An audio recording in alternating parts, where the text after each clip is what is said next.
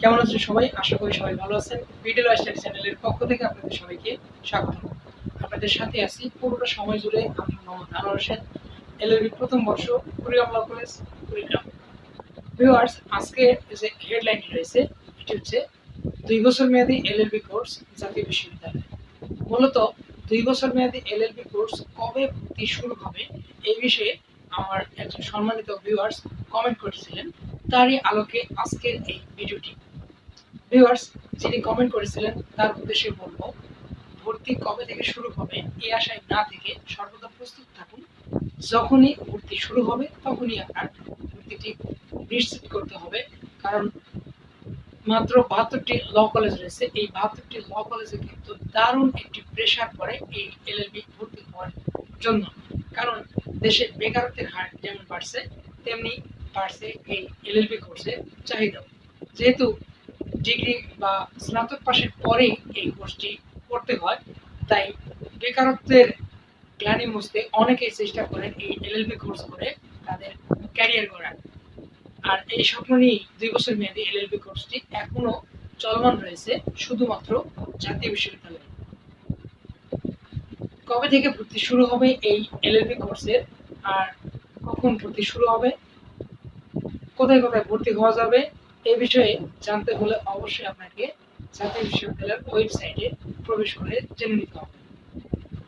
ধারণা করা হচ্ছে আগামী 2-1 মাসের মধ্যেই এই ভর্তি কার্যক্রমটি শুরু হতে পারে।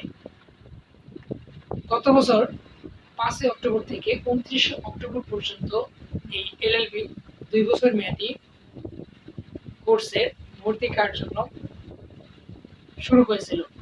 তদ্রুপ আশা করা যাচ্ছে আগামী অক্টোবরের আগেই বা অক্টোবরের শুরুতেই কিংবা আগস্ট, সেপ্টেম্বর অথবা অক্টোবর এই কয়েক মাসের মধ্যেই তাদের ভর্তি কার্যক্রম শুরু করতে পারে।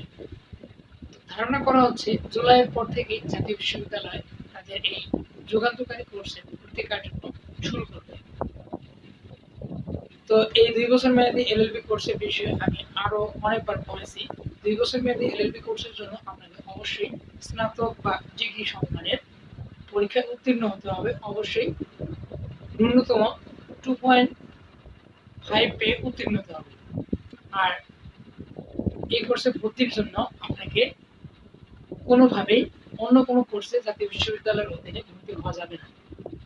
যদি ভর্তি হয়ে থাকে তাহলে আপনার এলএলবি কোর্স এবং চলমান কোর্সের ভর্তি কার্যক্রম দুটোই কিন্তু রেজিস্ট্রেশন বাতিল হয়ে যাবে, যার কারণে আপনার কোনোটা ভর্তি কিন্তু আর থাকবে না। তো ভিউয়ার্স, 2 বছর মেয়াদী এলএলবি কোর্সের ভর্তি কার্যক্রম আনুমানিক বলা যাচ্ছে অক্টোবরের শুরুতে কিংবা সেপ্টেম্বরের দিকে হতে পারে। আর এর মধ্যেই ভর্তি নিশ্চিত করার জন্য আপনাকে সর্বদা প্রস্তুত থাকতে হবে।